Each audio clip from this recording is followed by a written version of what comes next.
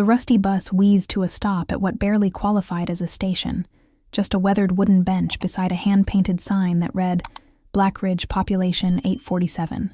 Arya Lorne shouldered her worn backpack, the only possession that had traveled with her through 3 states and countless sleepless nights. The bus doors hissed open, releasing her into air so thick with pine and rain that it felt almost solid against her skin. "End of the line, miss," the driver called without looking back. His voice carried an odd relief, as if he couldn't wait to put distance between himself and this place. Arya stepped onto cracked asphalt, her boots splashing in a puddle that reflected the gray October sky. The bus pulled away immediately, its engine straining as it climbed back up the winding mountain road. Within moments, the sound faded entirely, leaving her alone with the whisper of wind through towering evergreens. Black Ridge stretched before her like something pulled from a half-remembered dream. Victorian houses with intricate gingerbread trim-lined narrow streets that curved around gentle hills. Smoke curled from stone chimneys, and warm yellow light spilled from windows decorated with autumn wreaths. It should have felt welcoming. Instead, something cold settled in her stomach. The silence was wrong. In any normal town this size, there should have been children playing, dogs barking, the distant hum of conversation. But Black Ridge sat wrapped in an unnatural quiet that made her footsteps sound unnaturally loud against the wet pavement. Arya pulled her jacket tighter and headed toward what looked like the main street. She'd chosen this place randomly, stabbing a finger at a map while hiding in a truck stop bathroom 2 days ago. Somewhere small, isolated, where nobody would think to look for her, where she could finally stop running and figure out how to build a life worth living.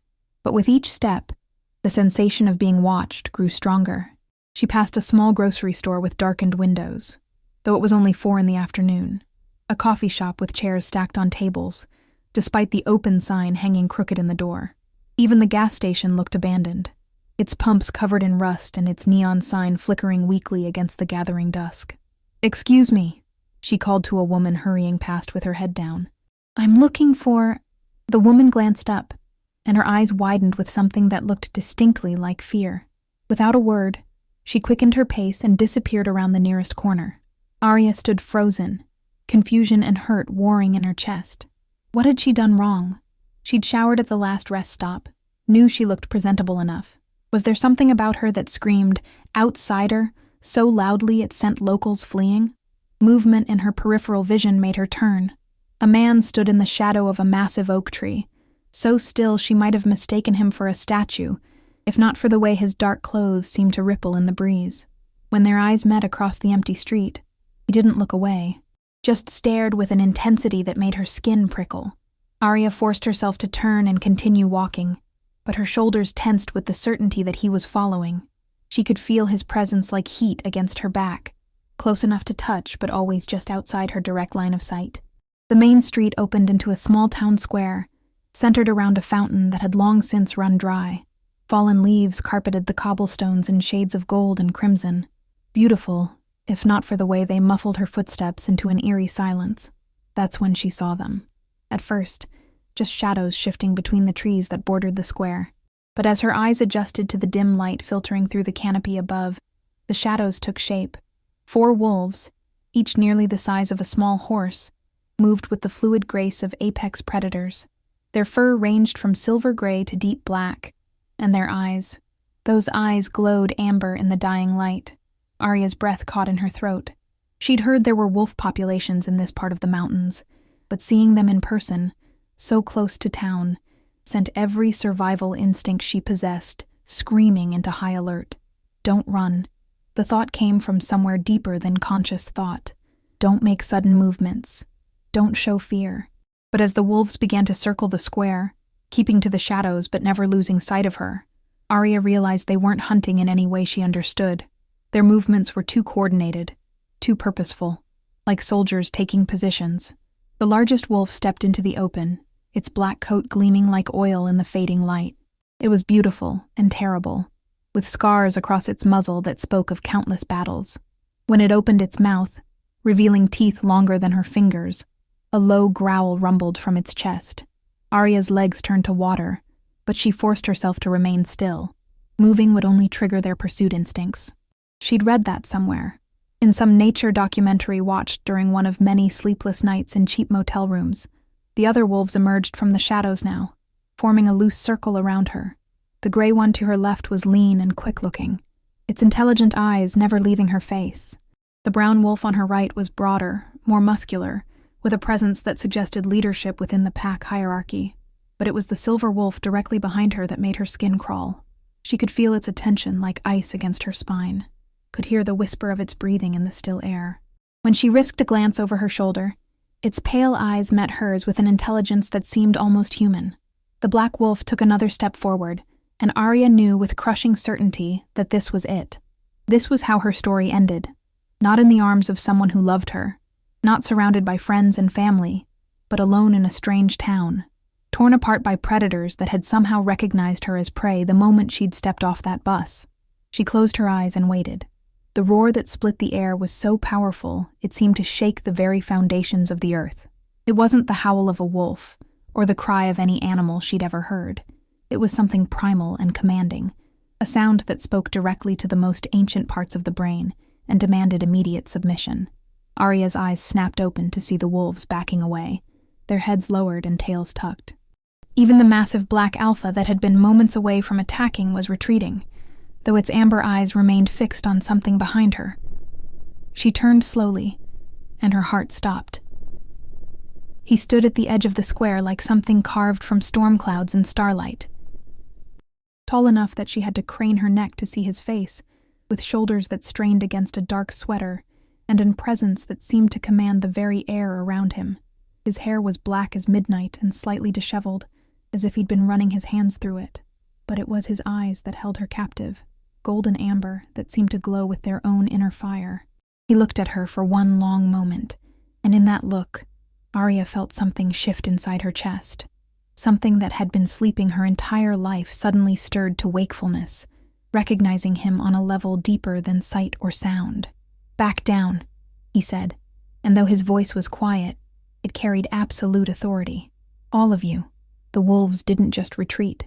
They fled, disappearing into the forest so quickly that Arya might have imagined their presence if not for the lingering scent of wild musk and danger. The man stepped closer, and Arya caught his scent, pine and rain, and something indefinably masculine that made her knees weak. Up close, she could see the sharp angles of his face, the way his jaw clenched as if he was holding back words that might shatter the fragile quiet between them. "Are you hurt?" he asked, his eyes scanning her for injuries with professional thoroughness. "No, Arya's voice came out as barely a whisper. She cleared her throat and tried again. "No, I'm fine. Thank you." He nodded once, but didn't move away. If anything, he seemed to be studying her with the same intensity the wolves had shown, though with an entirely different kind of hunger in his gaze. "You shouldn't be here," he said finally. The words stung more than they should have. "I just arrived. I haven't done anything wrong. That's not what I meant." His voice was rough, as if the words were being dragged from somewhere deep inside him. "This isn't a safe place for someone like you. Someone like me." His jaw tightened further. "Someone who doesn't belong to a pack." The words made no sense, but something about the way he said them sent a shiver down her spine. "I don't understand." For a moment, it looked like he might explain. His lips parted, and she saw something that might have been longing flash across his features. Then his expression closed off, becoming distant and unreadable. "Go back to wherever you came from," he said. "Tonight. Don't stay in this town." He turned to leave, and panic flared in Arya's chest. She reached out without thinking, her fingers brushing against his arm. The contact sent a shock of electricity through her entire body, and she snatched her hand back as if she'd been burned. The man went completely still. When he looked down at her, his eyes were blazing with something that made her breath catch. "What's your name?" he asked, his voice barely above a whisper. "Arya. Arya Lorne." He repeated her name like a prayer, and she felt something deep in her chest respond to the sound of it on his lips. "I'm Caden. Caden Thorne. Thank you for saving me," she said. "From the wolves." Caden's expression grew pained. "The wolves aren't what you need saving from." Before she could ask what he meant, he was walking away, his long strides carrying him quickly toward the tree line. Just before he disappeared into the forest, he called back over his shoulder. "Find somewhere else to go, Arya Lorne. For both our sakes." and then he was gone, leaving her alone in the empty square with the lingering scent of pine and the bone-deep certainty that her life had just changed forever. The Blackridge Inn sat on a hill overlooking the town, its Victorian architecture more weathered than charming in the dying light. Arya climbed the front steps with her backpack heavy on her shoulders, and Caden's warning echoing in her mind. But she had nowhere else to go. The front desk was unmanned, though a small brass bell sat beside a leather-bound guest registry. Arya rang it twice before footsteps echoed from somewhere deeper in the building. The woman who appeared was perhaps 60, with iron-gray hair pulled into a severe bun and eyes that seemed to catalog every detail of Arya's appearance in a single glance.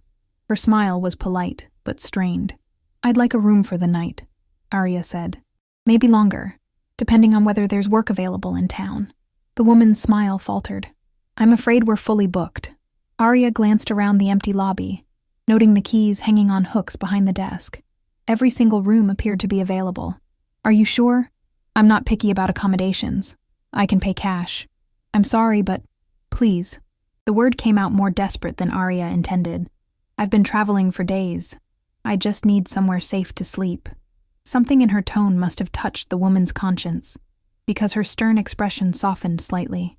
She glanced toward the front windows, as if checking to make sure they weren't being watched, then leaned forward conspiratorially. "Room 12, she whispered, sliding a key across the desk. "Top floor, end of the hall. Keep your curtains drawn and don't wander the building after dark." Arya took the key with trembling fingers. "Thank you. I'm Arya Lorne, Helen Marsh. And Miss Lorne?" The woman's eyes were grave. "Whatever brought you to Blackridge, whatever you're running from, it might be safer than what you'll find here. Think carefully about whether you really want to stay." The warning should have sent Arya back down those front steps and out of town. Instead, it only strengthened her resolve. She'd spent her entire life running from one threat or another. She was tired of being afraid, tired of looking over her shoulder, tired of never having a place to call home. "I'll think about it," she lied. Room 12 was small but clean, with a narrow bed covered in a hand-stitched quilt and a single window that looked out over the forest. Arya dropped her backpack on the faded carpet and moved to the window, drawn by something she couldn't name.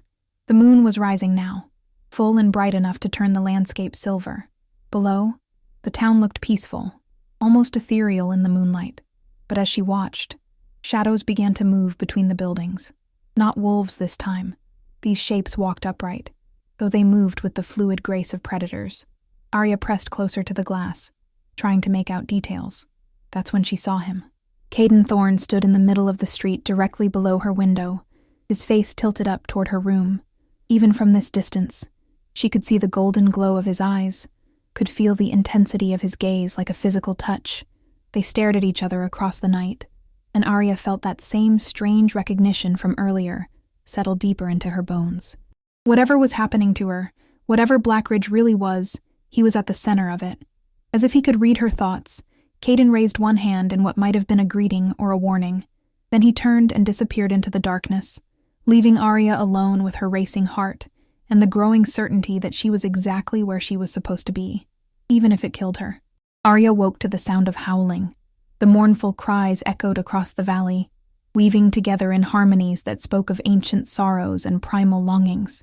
She sat up in the narrow bed, her heart hammering against her ribs as the chorus grew louder, closer. Through the thin walls of the inn, she could hear other guests stirring, footsteps in the hallway, hushed voices thick with fear. The digital clock on the nightstand read 3:17 in the morning, its red numbers glowing like eyes in the darkness. Arya wrapped the quilt around her shoulders and crept to the window, careful to stay hidden behind the curtain. The town square was full of them. Dozens of wolves moved through the moonlight like living shadows, their fur ranging from purest white to deepest black. They were even larger than she remembered from her encounter earlier, some standing nearly as tall as ponies, but it was their behavior that made her breath catch in her throat. They weren't hunting. They weren't even moving with typical pack dynamics. Instead, they seemed to be gathering, waiting, as if the entire population had been summoned for some purpose she couldn't begin to understand. And at the center of it, all stood the massive black wolf she'd seen before, the one who'd been moments away from attacking her.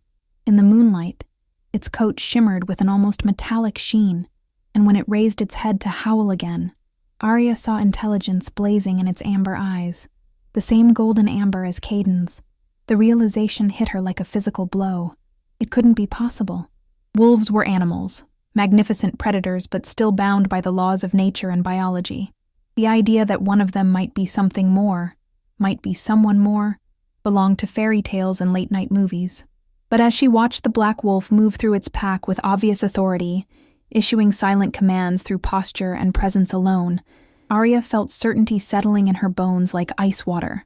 There was something deeply, fundamentally wrong with everything she'd witnessed since arriving in Blackridge. The empty streets, the fearful locals, the coordinated behavior of predators that should have been scattered across hundreds of square miles of wilderness. The truth, impossible as it seemed, stared back at her from the town square below. Those weren't just wolves. They were people. A soft knock at her door made her jump away from the window, the quilt tangling around her feet.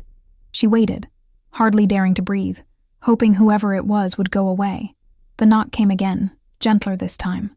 "Miss Lorne? It's Helen Marsh." Arya crept to the door but didn't open it. "What do you want?" "To talk, please. It's important." After a moment's hesitation, Arya turned the lock. Helen stood in the hallway wearing a thick robe, her gray hair loose around her shoulders. In the dim light, she looked older, more fragile, but her eyes were sharp with purpose. "May I come in?" Arya stepped aside, and Helen entered the room with quick, nervous movements. She went immediately to the window, peering through the curtains at the scene below. "They know you're here," she said without preamble. "They can smell you." "I don't understand what that means." Helen turned away from the window, studying Arya with an expression that mixed pity and something that might have been hope. "How much do you know about your family history, dear?" The question caught Arya off guard. "Not much. I grew up in foster care. My records were sealed. And you never wondered why? Never questioned the circumstances that led to you being alone in the world?" Arya's hands clenched into fists at her sides. She'd wondered. Of course she had. Spent countless nights as a child imagining parents who'd loved her, who'd died in some tragic accident that left her orphaned, but not abandoned. But as she'd gotten older, the dreams had soured into nightmares, scenarios where she'd been given up willingly, where her very existence had been unwanted from the start. "What does my past have to do with any of this?" Helen moved to the small chair by the window and settled into it with a heavy sigh. 23 years ago, a young woman came through Blackridge. She was running from something, or someone, and she was very pregnant. She begged us for sanctuary, for protection. Arya's chest tightened. "You think that was my mother?" "I know it was. She had your eyes, your hair, same stubborn set to her chin." Helen smiled sadly. "She gave birth here, in this very room. You were the most beautiful baby any of us had ever seen." The walls of the small space seemed to press closer. Arya sank onto the edge of the bed, her legs too weak to support her. What happened to her? "She left you with instructions that you were to be taken far from here, far from anything connected to our kind. She said it was the only way to keep you safe." Helen's voice grew thick with old pain. "We honored her wishes, though it broke our hearts. One of our pack members drove you to the nearest human city and made sure you were placed with a good family." Human city. Arya latched onto the phrase, though part of her already knew what it meant.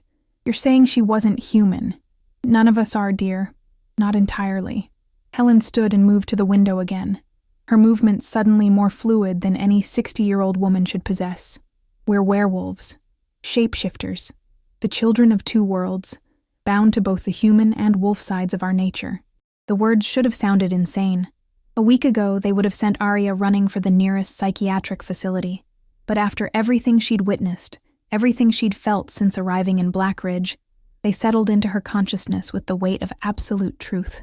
"The wolves in the square," she whispered. "They're people. They're my family, my pack. And whether we like it or not," Helen's eyes were sad but certain when she looked back at Arya, "they're yours too. That's impossible. I can't change into a wolf. I don't have any supernatural abilities. Don't you?" Helen tilted her head, studying her. "You knew not to run when they surrounded you. Some instinct deeper than conscious thought told you that running would mean death. And Caden, our alpha, he recognized you immediately. Do you think that was coincidence?" Arya thought about the electric shock she'd felt when touching Caden's arm, the way her body had responded to his scent, the strange sense of recognition that had passed between them. I don't understand any of this. Your mother was from one of the old bloodlines, powerful families that could trace their lycanthrope heritage back centuries, but she fell in love with a human man, and their union produced something we'd never seen before, a child who carried the wolf blood, but couldn't access it. A defect, Arya said bitterly. A miracle, Helen corrected firmly. Do you know what happened to your father? Arya shook her head, though something cold was beginning to unfurl in her stomach. He was murdered, torn apart by wolves who couldn't understand what he represented, who saw his relationship with your mother as an abomination. Helen's voice hardened. Your mother came to us seeking justice, but by then she was already marked for death. Her own pack had disowned her for loving a human. Others wanted her dead for the simple crime of existing between two worlds. The howling outside had stopped, Arya realized. The sudden silence was somehow more ominous than the chorus of voices that had preceded it. She could have stayed here, Helen continued. We offered her sanctuary, protection, but she knew that as long as you were with her, you'd never be safe. The old ways run deep, child. There are those among our kind who believe that mixing bloodlines weakens the pack, that children like you are an offense against nature itself. So she abandoned me. The words tasted like ashes. She saved you. There's a difference. Helen's voice was gentle but firm. She gave you a chance to live a normal life, free from the politics and dangers of our world. But she always hoped you'd find your way back to us someday, when you were old enough to choose for yourself. And now I have. Now you have. Helen agreed. The question is, what do you plan to do about it? Before Arya could answer, the lights in the room flickered and went out. Emergency lighting kicked in a moment later, casting everything in an eerie red glow. Outside, she could hear sounds that made her blood run cold. Not howling this time, but something worse. Growls, snarls, the sounds of a pack preparing for violence. Helen was at the window again, her face pale with fear. No, she whispered. It's too soon. They promised us more time. What's happening? Other packs. They've found out you're here. Helen spun away from the window, her movements urgent. Get dressed, quickly. We need to get you out of here. Arya was already reaching for her clothes, adrenaline flooding her system. How many are there? Enough to destroy this entire town if we resist them. Helen's voice was grim. They've come for you, Arya, and they won't leave without finishing what they started 23 years ago. The building shook as something massive struck it from outside. In the distance, Arya could hear human screams mixing with inhuman roars. Whatever protection Blackridge had offered was crumbling fast. She pulled on her boots with shaking hands. There has to be somewhere we can hide. There's nowhere to hide from pack law, Helen said. But there might be someone who can protect you. Caden. Helen nodded grimly. He's the strongest alpha for 300 miles. If anyone can stand against them, it's him. But he'll need to claim you first. Claim me how? Before Helen could answer, the door to the room exploded inward.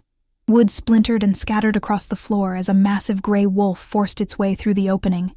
Its lips pulled back to reveal fangs that gleamed wet and sharp in the emergency lighting. Helen moved faster than humanly possible, placing herself between Arya and the intruder. But instead of attacking, the wolf seemed to smile, an expression that was deeply wrong on its lupine features. Found you, it said, its voice a mixture of growl and human speech that made Arya's skin crawl. The little half-breed who thinks she can hide among the humans. Marcus, please, Helen said, her voice steady despite the fear radiating from her. She's under our protection. Your protection? The wolf laughed, a sound like breaking glass. Your pack couldn't protect a lamb from slaughter. Where's your precious alpha now? As if summoned by the words, another roar split the night, this one closer, filled with fury and territorial rage. The gray wolf's ears flattened against its skull, and for a moment, uncertainty flickered in its yellow eyes. He's coming, Helen said with quiet satisfaction.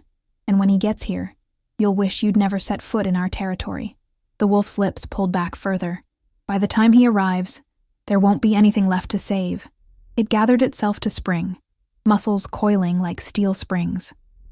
Arya closed her eyes and waited for impact. Instead, she heard the sound of breaking glass. When she opened her eyes, Caden Thorne was standing in the ruins of the window, his clothes torn and bloodied, his golden eyes blazing with murderous intent. He looked at the gray wolf with an expression that promised absolute annihilation. "You have 3 seconds to get out of my territory," he said, his voice barely recognizable as human. "Or I'll tear your throat out and paint these walls with your blood." The gray wolf snarled in response, but Arya could see the fear creeping into its posture. "She doesn't belong to you, Thorn. She doesn't belong to anyone. She belongs to me." The words hit Arya like a physical blow. She looked at Caden in shock, expecting to see possessiveness or dominance in his expression. Instead, she saw something that made her heart skip. Protectiveness so fierce it bordered on desperation. And underneath it all, a longing so deep it took her breath away. "Prove it," the gray wolf challenged. "Mark her, claim her properly, or stand aside and let us finish this." Caden's jaw tightened. "Get out, now." Not without her. What happened next moved too fast for human eyes to follow. One moment the gray wolf was crouched in the doorway, the next it was flying through the air, blood spraying from wounds that had appeared across its flanks as if by magic. Caden stood where it had been, his hand extended, claws that definitely hadn't been there moments before gleaming with crimson. The wolf hit the far wall with a sickening crunch and didn't get back up. In the sudden silence that followed, Caden turned to look at Arya. His eyes held a wild, desperate quality that made her step back instinctively. "I'm sorry," he said, "but if you want to live through the night, you need to let me claim you. Properly." "What does that mean?" He moved closer, his presence filling the small space. "It means becoming mine in the eyes of every pack for 1,000 miles.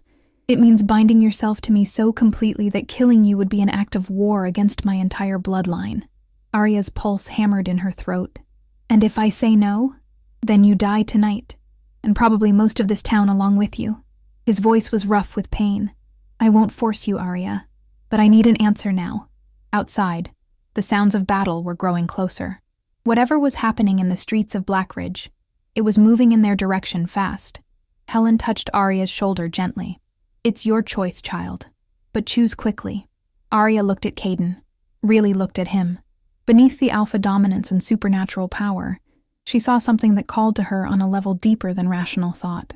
The same recognition she'd felt in the town square, stronger now, demanding acknowledgement. "If I agree," she said slowly, "what happens after tonight?" "After tonight, you'll be under the protection of my pack. No one will be able to hurt you without answering to me." His golden eyes searched hers. "But you'll also be bound to this world, to our ways.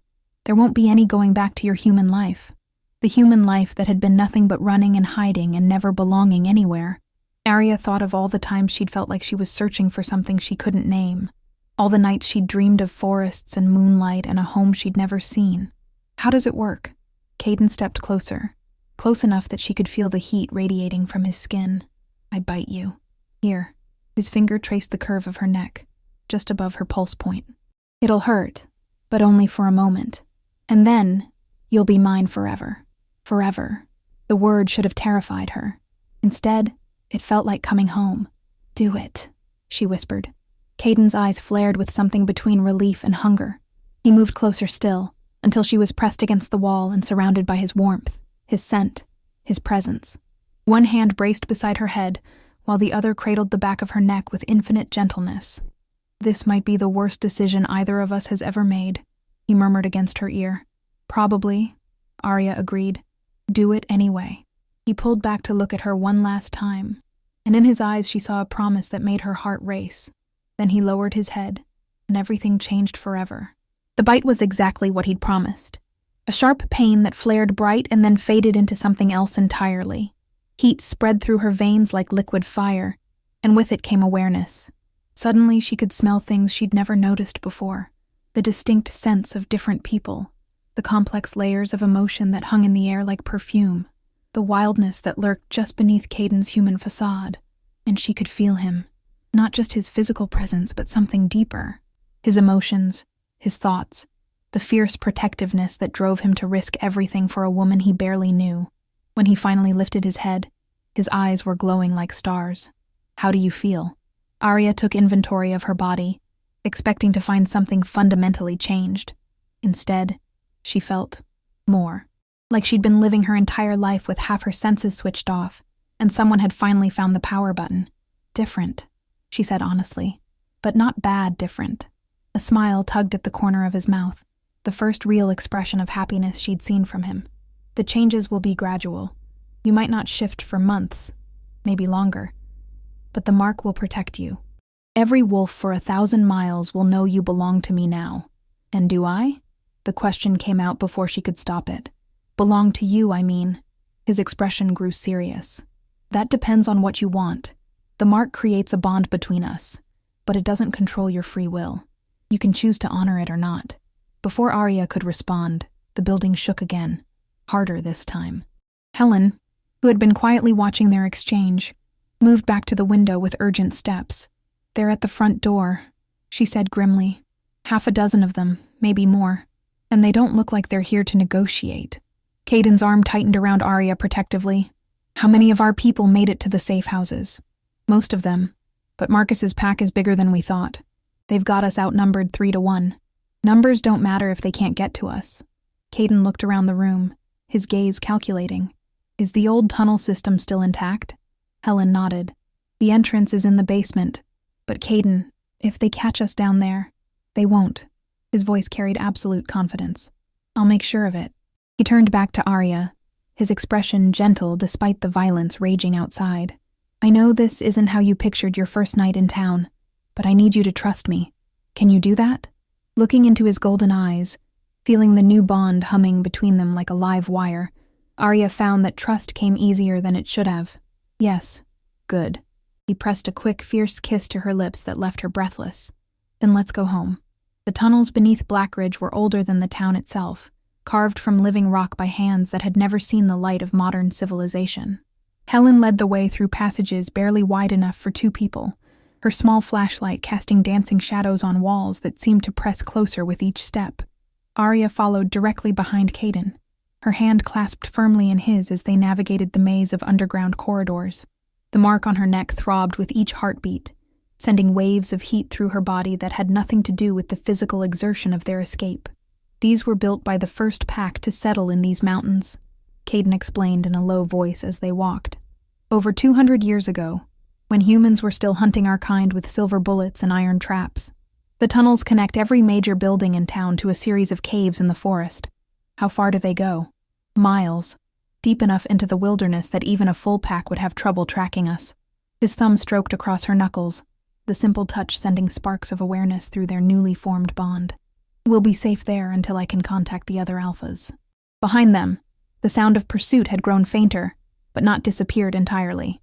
Occasionally, Arya could hear the distant echo of snarls and crashes as Marcus's pack tore through the inn above them, searching for their trail.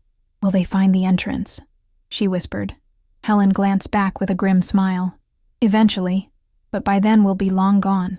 The tunnel began to slope upward, and cool night air whispered against Arya's face, carrying scents of pine and rich earth. After what felt like hours, but had probably been less than 30 minutes, they emerged into a natural cave system that opened onto a moonlit clearing deep in the forest. Arya took her first breath of free air and nearly staggered under the assault of sensations that hit her enhanced senses. She could smell everything. The distinct musk of at least a dozen different wolves. The lingering fear scent of the townspeople who had passed this way before them. And underneath it all, the wild green scent of the forest itself. "Overwhelming?" Caden asked, his arm sliding around her waist to steady her. "A little," she admitted. "Is it always this intense? You'll learn to filter it out. Right now your senses are wide open because the bond is new." His voice was gentle, patient. "It'll get easier." Helen had moved to the edge of the clearing and was making soft calling sounds. Not quite human, not quite wolf. Within moments, answering calls echoed from the forest around them, and people began emerging from the shadows. They looked like ordinary townsfolk at first glance, but Arya's enhanced perception picked up the subtle signs that marked them as something more. The way they moved with predatory grace despite their human forms. The golden glints in their eyes when the moonlight caught them just right. The careful way they positioned themselves around the clearing's perimeter, instinctively forming a protective barrier. "How many made it out?" Caden asked as an older man approached them. "Most of the pack, Alpha. Families with young children went deeper into the cave system. The fighters are spread through the trees, watching for pursuit." The man's gaze flicked to Arya with unmistakable curiosity. "So, This is the one they came for. Her name is Arya Lorne, Caden said, his voice carrying a subtle warning. She's under my protection now. Marked her, did you? The older man's eyebrows rose. Moving fast, even for you. The situation demanded it. Caden's arm tightened around Arya's waist. Marcus's pack wasn't here for a social visit, Thomas. They came to kill her. Thomas studied Arya with keen eyes that held decades of hard-won wisdom. I can see why. She's got the look of her mother about her. Same stubborn chin, same fire in her eyes. He smiled sadly. Isabella was a good woman, deserved better than the fate that found her. You knew my mother? Arya stepped forward, drawn by the first real information she'd had about the woman who had given her life. Knew her? Girl, I helped deliver you. Thomas chuckled at her startled expression. I was the pack's healer back then, before these old bones started creaking too much for the work. Isabella labored for nearly 18 hours bringing you into this world, and she never stopped talking about the life she wanted to give you. A safe life, away from all this. He gestured around the clearing, where armed wolves kept watch in the darkness, and the sounds of distant pursuit still echoed through the forest. Lot of good that did, Arya said bitterly. Don't be so quick to dismiss her sacrifice, Thomas said gently. You survived, didn't you? Lived 23 years free of pack politics and blood feuds. That's more than most of our children can say. But not forever, Caden interjected. The old bloodlines never forget, and they never forgive. Someone would have found her eventually. The question is, what do we do now? Helen joined their small circle, her face grave with concern. Marcus's pack isn't working alone. I counted at least 3 different scent signatures back at the inn. This is a coordinated effort. Caden's jaw tightened. The council. Arya felt his emotions spike through their bond. Anger, frustration, and underneath it all, a bone-deep weariness that spoke of old battles and older wounds. What's the council? She asked. The governing body that oversees pack law across North America, Thomas explained. 12 alphas from the oldest bloodlines, led by a high alpha who claims descent from the first werewolves to cross the Atlantic. They're also traditionalists, Caden added, his voice dark with old anger. They believe that mixing human and wolf blood weakens our species. Children like you represent everything they stand against. So they want me dead. They want you erased, he corrected grimly, along with any evidence that mixed bloodlines can produce viable offspring. Your very existence challenges their fundamental beliefs about what makes our kind pure. Arya felt a chill that had nothing to do with the night air. How many others like me are there? The silence that greeted her question was answer enough. There were others, Helen said finally. Not many, but a few dozen scattered across the continent. Most were found as children and... She trailed off, unable to finish the sentence. Murdered, Arya said flatly. You mean they were murdered? Yes. Caden's voice was barely controlled rage. Hidden away by families who tried to protect them, but the council's reach is long, and their memory longer.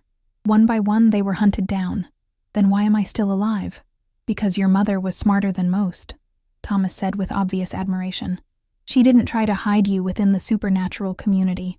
She placed you completely outside it, in the human world where our kind rarely bothers to look. And because she made a bargain, Caden added quietly. The words hung in the air like a death sentence. Arya stared at him, feeling something cold and terrible unfurling in her chest. What kind of bargain? Caden exchanged glances with Helen and Thomas, some silent communication passing between them. Finally he sighed, and ran a hand through his dark hair. Your mother offered to submit to council justice if they agreed to leave you alone until your 25th birthday. She gave them 2 years to decide whether mixed bloodlines truly posed a threat to our species. And if they decided we did, so then the amnesty ends, and the hunt begins again. His golden eyes met hers with painful honesty. You have 18 months, Arya. 18 months to prove that your existence doesn't threaten the stability of our world. How am I supposed to prove that? The words came out sharper than she'd intended, edged with panic and disbelief. I don't even know what I am, let alone how to demonstrate that I'm not dangerous. By living, Thomas said simply. By showing them that mixed blood doesn't make you weak or corrupt. By proving that love between our kinds can create something beautiful instead of something to be feared. And if I can't... The silence stretched until Caden finally spoke, his voice heavy with resignation. Then I'll protect you for as long as I can, even if it means going to war with the council itself. Arya felt the truth of his words through their bond, along with the depth of his commitment to her safety. But she also felt his certainty that such a war would end only one way, with both of them dead and his pack destroyed in the crossfire. "There has to be another way," she said desperately. "There is." The voice came from the edge of the clearing, where a figure had emerged from the forest shadows. Arya turned to see a woman approaching, tall and elegant with silver-streaked hair and eyes that glowed amber in the moonlight. She moved with the fluid confidence of someone accustomed to command, and the other wolves in the clearing immediately lowered their heads in respectful acknowledgement. "Luna Catherine," Caden said, his voice tight with surprise. "I didn't expect to see you here. When word reached me that Isabella's daughter had finally surfaced, I came as quickly as I could." The woman, Catherine, smiled at Arya with genuine warmth. "You have your mother's eyes, child, and her stubborn streak from what I've heard. You knew my mother too. I was her friend, her ally, and one of the few members of the council who voted against the original persecution of mixed bloodlines." Catherine's expression grew grave. "I've spent the last 23 years working to change minds and build support for a more progressive view of our species' future." "With any success?" Caden asked hopefully. "Some. The council is divided now in ways it wasn't when Isabella first came before them. 3 members have come around to my position. 2 more are wavering. And the rest," she shrugged eloquently. "Well, change comes slowly to those who've lived for centuries." Arya felt a spark of hope igniting in her chest. "So, there's a chance they might reverse their decision." "More than a chance, if we play this correctly." Catherine moved closer, her gaze intent. "But it will require you to do something that goes against every instinct your mother tried to instill in you. Which is, stop hiding. Come before the council willingly, and demand recognition as a full member of our society." Catherine's smile was sharp as a blade. "Show them that mixed blood doesn't make you weak. It makes you something they've never seen before." Caden stepped protectively closer to Arya. "Catherine, that's suicide. If the council votes against her, then she dies with dignity, instead of being hunted like prey through the forest." Catherine's voice was matter of fact. "But if she can convince them, if she can prove that her heritage is a strength rather than a weakness, then she changes the future for every mixed-blood child who might be born in the generations to come." "How many are we talking about?" Arya asked quietly. "Hundreds, potentially. As our kinds continue to interact, as the barriers between human and supernatural communities continue to break down, children like you are inevitable. The question is whether they'll be celebrated or slaughtered." The weight of that responsibility settled on Arya's shoulders like a physical burden, hundreds of lives hanging in the balance. Children who might live or die based on the choice she made in this moonlit clearing. When would I have to appear before them? The next gathering is in 6 weeks, at the winter solstice. The council meets at the old fortress in Quebec, where the original accords were signed. Catherine paused. "But Arya, you should know. If you choose this path, there's no guarantee of protection. Once you enter council territory, even Caden won't be able to shield you from their judgment." Through their bond, Arya felt Caden's fierce opposition to the plan, his desperate desire to find any other solution that didn't require her to walk voluntarily into mortal danger. But she also felt something else, his pride in her courage, his awe at her willingness to risk everything for people she'd never met. "I need time to think," she said finally. "Of course." Catherine nodded graciously. "But don't take too long. Word of tonight's events will reach the council within days. Once they know you've surfaced and bonded with an alpha, the amnesty period may be accelerated." She turned to go, then paused and looked back at Arya with something that might have been maternal affection. "Your mother would be proud of the woman you've become," she said softly. "And more than that, she'd be proud of the choice you're going to make." "How can you be so sure what I'll choose?" Catherine's smile was warm with certainty. "Because you're Isabella's daughter, and she never backed down from a fight that mattered, no matter how impossible the odds."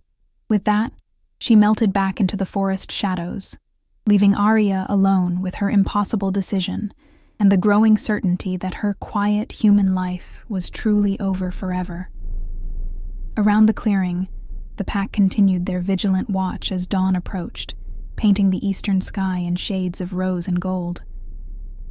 And in that gentle light, Arya finally understood what her mother had known all those years ago. Sometimes love means making the hardest choice of all, even when it breaks your heart. "Whatever you decide," Caden said softly, his arms wrapping around her from behind. "I'll be with you. Every step of the way. Every—" Arya leaned back against his solid warmth and felt the truth of his promise settle into her bones. She might be facing an impossible choice, but she wouldn't face it alone. For the first time in her life, she truly belonged somewhere, and she'd fight to protect that belonging, no matter the cost. As the sun rose over the mountain peaks, painting the world in shades of hope and possibility, Arya Lorne made her choice. Not just for herself, but for every child like her who might someday need the freedom to love across the boundaries of species and blood. She would go before the council. She would demand recognition, and she would win, or die trying. Because some fights were worth everything. And love, the love that had brought her into existence, the love that had protected her all these years, and the love that blazed between her and the alpha who held her heart, was the most important fight of all. 6 months later, the morning sun streamed through the tall windows of the Blackridge Community Center, illuminating dust motes that danced in the golden air like tiny spirits celebrating the new day. Arya stood at the podium, looking out at an audience that would have been impossible to imagine just months ago. Werewolves sat beside humans, their children playing together on the carpet at the front of the room, while their parents listened to her weekly integration seminar. Some faces still held traces of wariness. Change came slowly to those who had lived in secrecy for generations, but most showed the kind of cautious hope that had become Blackridge's signature emotion. The key to successful coexistence, Arya was saying, isn't pretending our differences don't exist. It's learning to see those differences as strengths rather than threats. A hand shot up from the middle of the room. Maria Santos, one of the human families who had moved to Blackridge after the council's historic decision, looked nervous but determined. "What about safety concerns? I mean, I trust everyone here, but my daughter asks questions about why some of her friends' eyes glow sometimes." Arya smiled warmly. Honesty, age-appropriate honesty, is always the best policy. Children are remarkably adaptable when they're given truth instead of fear. From the back of the room, she caught sight of Caden leaning against the wall, his golden eyes bright with pride and something deeper, the contentment of a man who had found his purpose as surely as he had found his mate.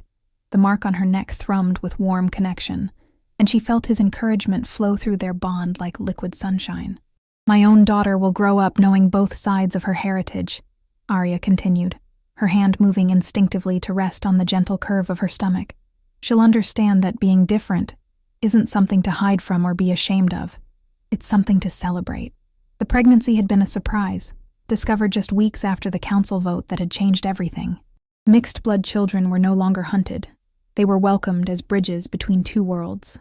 The future Arya carried beneath her heart would be brighter than anything her mother could have imagined. After the seminar ended, and the families had dispersed to their Sunday afternoon activities, Caden approached the podium with 2 cups of the herbal tea that had become Arya's new obsession. "Good session," he said, pressing a gentle kiss to her temple. "Though I think you're going to have to address the Parker family's concerns about full moon protocols soon. Already scheduled for next week." Arya accepted the tea gratefully, savoring the warmth and the familiar comfort of Caden's presence, along with a joint session with Dr. Martinez about supernatural human couples counseling. "Look at you, solving the world's problems one seminar at a time. Someone has to."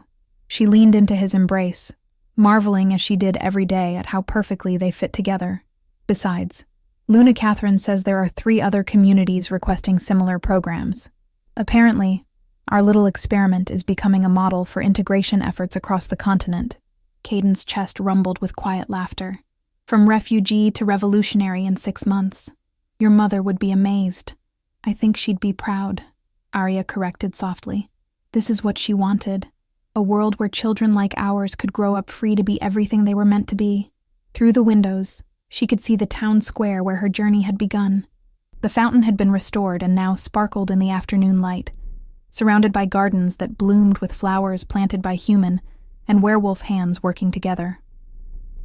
Children, both kinds, played on new equipment while their parents chatted on benches that no longer divided into separate groups.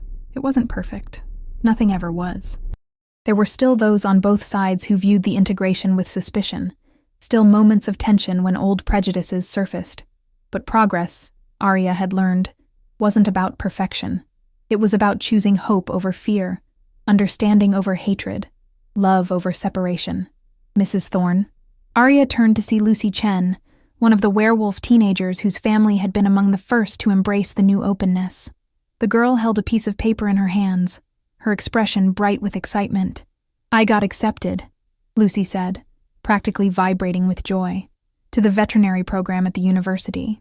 They said my application essay about bridge building between species was the most compelling they'd ever read." "Lucy, that's wonderful." Arya pulled the girl into a warm hug, feeling Caden's pleasure echo through their bond. "Your parents must be so proud." "They are, and they wanted me to thank you, again, for everything you've done to make this possible." Lucy's eyes shone with tears of happiness.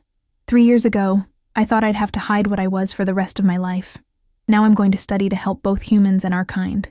After Lucy left to share her news with friends, Arya and Caden walked slowly toward home, the house they'd built together on the hill overlooking Blackridge, with rooms for the family they were creating, and gardens where human herbs grew alongside the wild plants that called to their werewolf nature. "Any regrets?"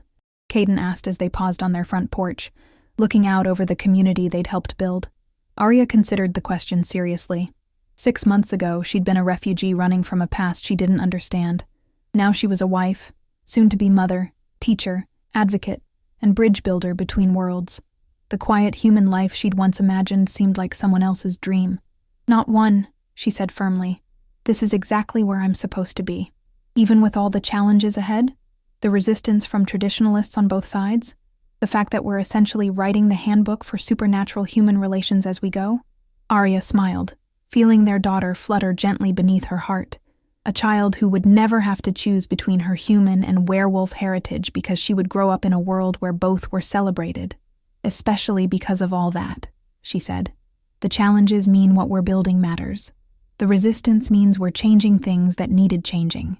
And the fact that we're writing the handbook," she turned in his arms, meeting his golden gaze with certainty that blazed as bright as any supernatural power.